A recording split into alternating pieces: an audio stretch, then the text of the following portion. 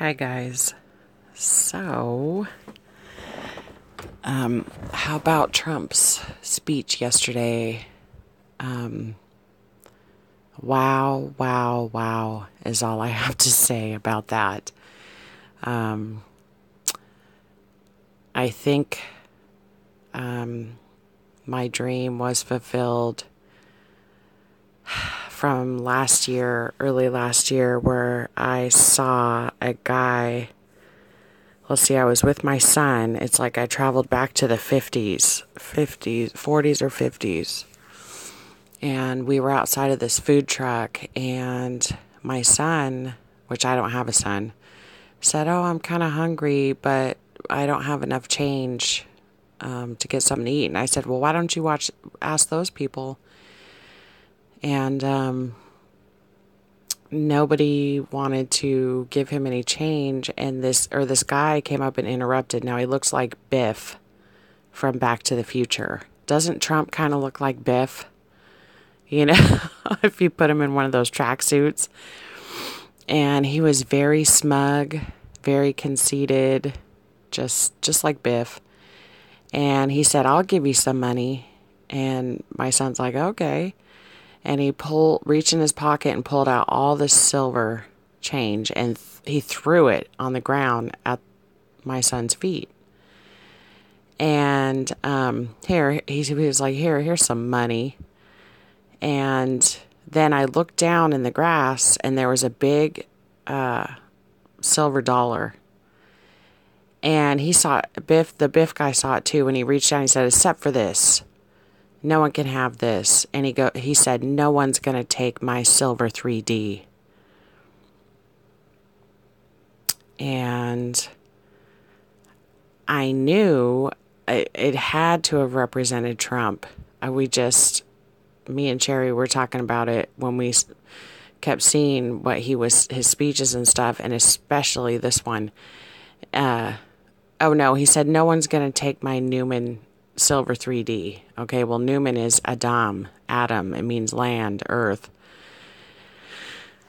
So here we are. We have Trump over here in New York giving this speech, this big, huge, patriotic speech about the Monroe Doctrine. You keep your issues over there, and we'll keep our issues over here, and no one's getting a dime out of us unless they're friends with us, and we're cutting off this over here and cutting off that help over here and putting sanctions, and America is America, and no global assembly is going to tell us what to do, and we're not funding the UN over 20% anymore, and other countries have to stand on their feet." And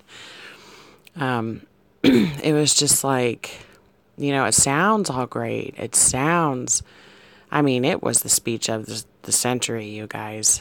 It sounds wonderful and everything. And then he's downing Iran, and man, oh man, he slammed everybody.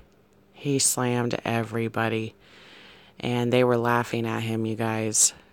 And it just made me think of that dream I had about Trump. And it's interesting that it was like we traveled back in time. I mean, everybody had their coat, Letterman jackets on and poodle skirts and stuff. And it made me think in that era there was war going on.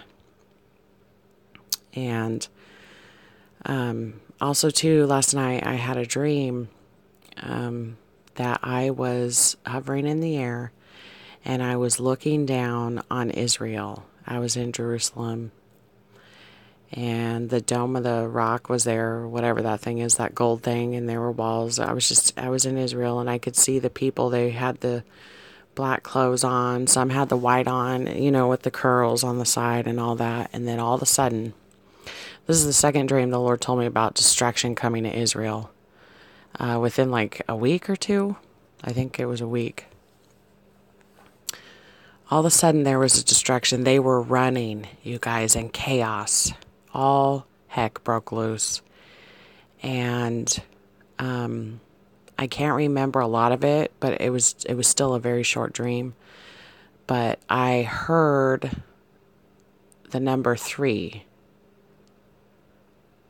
And I thought to myself as I was waking up, and then I heard the name Elul, which is, it's not a feast, but it's a preparatory period before Rosh Hashanah.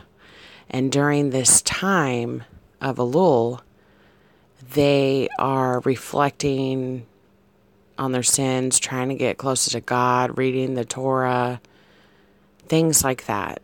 Me and Sherry were talking about it this morning. We were looking it up because we're like, Elul, well, that just passed, you know. And Elul is actually referring to, it's a time period when the king comes out of his chambers and comes into the field.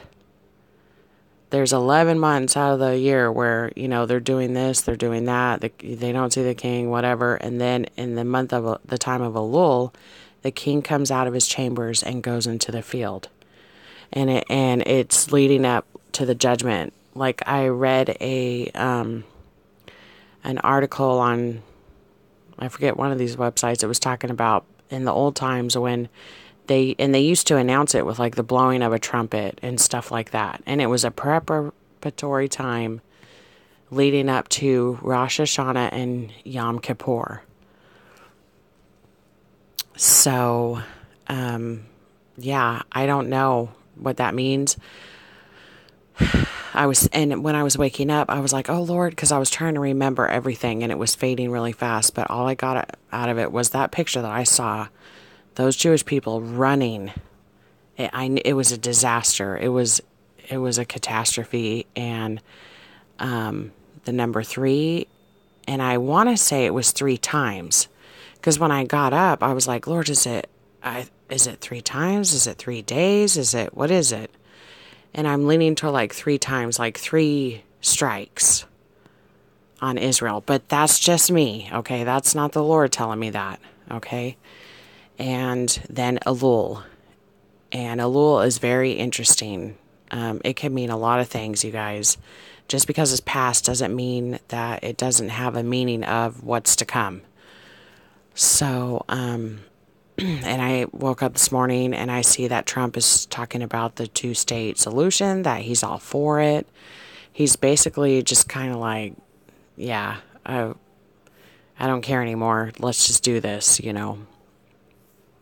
And, I don't know, but, you know, Jesus is coming really soon.